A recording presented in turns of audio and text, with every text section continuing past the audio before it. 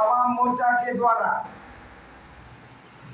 जो कटिहार जिले में ई रिक्शा चालकों की जो समस्याएं हैं, उस समस्याओं पर राष्ट्रीय आवाम मोर्चा आवाज बुलंद करना चाहती है और आवाज बुलंद करेगी। उसमें पहली समस्या यह है कि ई रिक्शा चालक पर जो ट्रैफिक नियम के तहत जहां गाड़ी थोड़ा सा भी 19-20 होता है, ट्रैफिक पुलिस के द्वारा उनके ई रिक्शा पर इस कदर मारा जाता है कि उनका लाइट बत्ती भी फूटता है,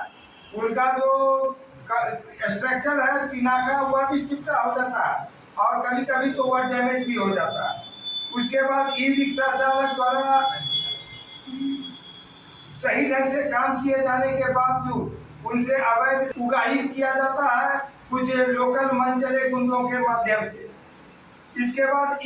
हमारी मांग यह है कि ई रिक्शा चालक को लाइसेंस मुक्त किया जाए। हमारी मांग यह है कि ई रिक्शा चालक के लिए छायादार जगह की व्यवस्था की जाए, उनके लिए पार्किंग की व्यवस्था हो,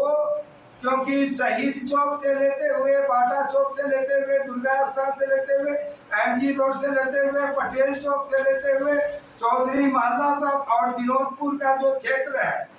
वह जो भीड़ भाड़ वाला इलाका है, वहाँ पर ई रिक्शा वाले के लिए या अन्य कोई पार्किंग व्यवस्था नहीं उपलब्ध है, जिससे ई रिक्शा चालकों की समस्या होती है। इसके साथ हम यह भी कहना चाहते हैं, छायादार स्टैंड के साथ साथ इनके लिए चार्जिंग पॉइंट की भी व्यवस्था होनी चाहिए, ताकि ई रिक्शा चालक अपने भर दिन की मजदूरी को निकाल सके, बैंक का किस्त अदा कर सके, अपने घर परिवार बच्चों के लिए अन्न जल का व्यवस्था कर सके। और यह जो यात्री के समय में जो ई रिक्शा चालक सेवा प्रदान करते हैं यात्रियों को, इन लोगों का कहना है,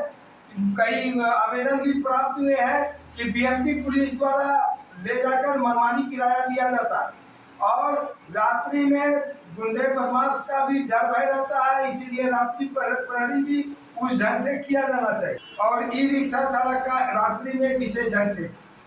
सुरक्षा उपलब्ध हो। हम यह भी कहना चाहते हैं और सरकार को यह बताना चाहते हैं,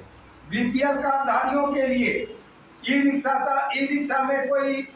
व्यवस्था सही ढंग से नहीं दिया गया, उनको कोई सब्सिडी की व्यवस्था नहीं है, ना तो बीपीएल कार्डधारी के लिए ना ही दिव्यांग जनों के लिए।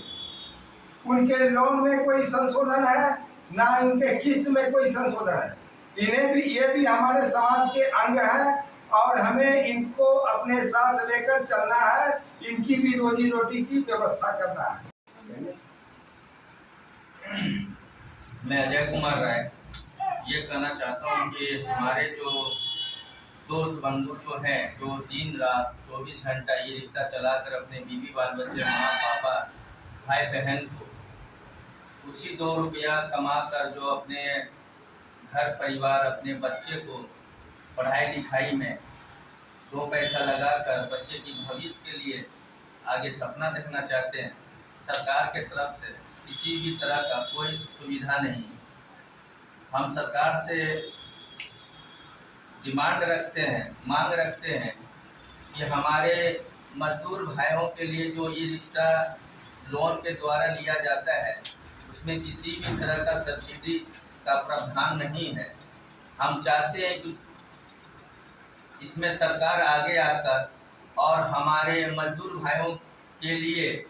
कम से कम 50% सब्सिडी का प्रावधान दे, ताकि जो लोन चुकता नहीं कर पा रहे हैं, जिनके कारण से जो है कि वो तो ई रिक्शा ले लेते हैं, लेकिन उनके बाद जो कि वो फिर दिल्ली पंजाब चले जाते हैं खटने के लिए, और वो जो 2, 4, 5 साल तक के लिए जो कि लोन उसका चुकता नहीं है और वो मतलब ब्याज के दर पे दबता चला जाता है। हम सरकार से अनुरोध करेंगे कि हमारे मजदूर भाइयों के लिए जिसने भी ई रिक्शा लिया है, उनको आप सब्सिडी 75% नहीं तो कम से कम 50% देने का कष्ट किया जाए। नमस्कार, मैं कवि। यही कहना चाहूँगी ईजी रिक्शा चालक जितने भी हैं वो हम लोगों को सुविधा प्रदान करते हैं एक जगह से दूसरी जगह आने जाने। तो हमें भी उनका ध्यान रखना चाहिए क्योंकि ये लोग गरीबी रेखा से नीचे भी आते हैं और अगर इनको सुविधा नहीं दी गई तो हम लोगों को आने जाने में बहुत ही असुविधा होगी। इसलिए मैं सरकार से अनुरोध करती हूँ कि ईजी रिक्शा चालकों के लिए एक स्टैंड बनाया जाए, शेड बनाया जाए छायादार, और वहाँ पर उनके चार्जिंग की व्यवस्था की कि उनका रिक्शा जो है चार्ज हो सके।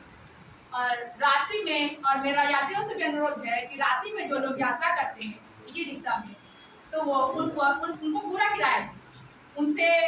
खाना खाने या भाड़ा कम करने या उनके साथ मारपीट या कोई ऐसा उनके साथ व्यवहार ना